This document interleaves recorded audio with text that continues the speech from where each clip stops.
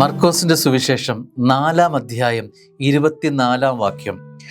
നിങ്ങൾ ശ്രദ്ധിച്ച് കേൾക്കുവിൻ. കർത്താവ് പറയുക, ഒരു കാര്യം പറയാൻ കർത്താവ് ആഗ്രഹിക്കുന്നുണ്ട്.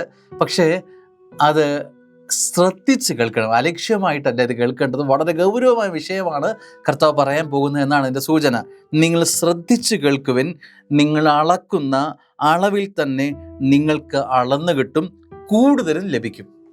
അപ്പോൾ വളരെ ശ്രദ്ധ വേണ്ട ഒരു കാര്യമാണ്. കർത്താവ് വളരെ താല്പര്യത്തോടെ നിങ്ങളുടെ ശ്രദ്ധ ക്ഷണിക്കുകയാണ്. എന്ത് കർത്താവ് പറയുകയാണ്, നിങ്ങൾ അളക്കുന്ന അളവ് കൊണ്ട് തന്നെ നിങ്ങൾക്ക് അത് അളന്നു കിട്ടും. ഉദാഹരണം, നമ്മൾ അളക്കുന്നത് ഈ കപ്പ് കൊണ്ടാണ് എങ്കിൽ ഈ കപ്പ് കൊണ്ടായിരിക്കും നമുക്ക് അളന്ന് തിരിച്ചു കിട്ടുന്നത്, കൂടുതലും കിട്ടും. സ്നേഹമുള്ളവരെ, അത് എന്ത് വിളമ്പിയാലും അത് വിളമ്പുന്നത് അളന്ന് ഇരട്ടിയാക്കി നിന്നിലേക്ക് തരും. കൊടുക്കുന്നതൊക്കെ ദൈവത്തിനാണ് നൽകുന്നതെങ്കിൽ, ദൈവനാമത്തിനാണ് നൽകുന്നതെങ്കിൽ, സ്നേഹമുള്ളവരെ, അത് തിരികെ ലഭിക്കും. കർത്താവ് ആരുടെയും കടക്കാരനല്ല. കർത്താവ് ആർക്കും കടം പറയില്ല.